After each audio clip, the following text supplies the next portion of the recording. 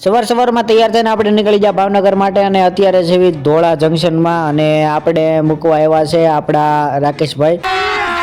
અભી મજા આયેગા ના ભીડો. આપણા બધા ઠેલા છે. ફાઇનલી આપણે પગી ગયા ભાવનગરમાં આપણી હોસ્ટેલમાં અને હવે છે ને બધો સામાન ગોઠવી દઉં લોકરમાં. ફાઇનલી બધું કામ પતાવી નાખ્યું છે. જો અહીંયા તાળું બાળું મારી દીધું ને અહીંયા સાદરે પાથરી દીધો છે બરોબર.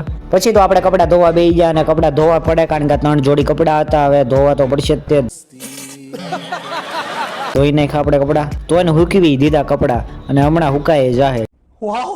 પછી તો આપણે નાહી લીધું અને નાઈને તૈયાર થઈ ગયા મસ્ત. પછી તો આપણે આપણી વર્કશીટ ગોઠવી દીધી અને આપણે અહીંયા કવિતા લખવા બેસી ગયા કારણ કે ખબર નહીં કેમ પણ કવિતા લખવી હતી તો આપણે કવિતા લખવા બેસી ગયા.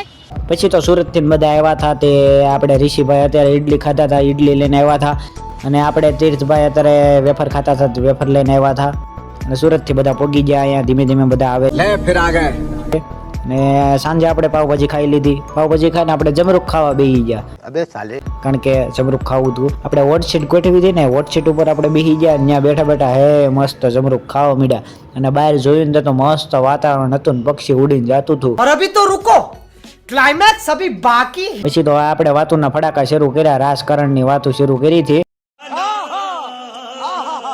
અને તીર્થભાઈ આપણને બધું સમજાવતા હતા અને બસ આજ માટે એટલું જ. Thank you so much.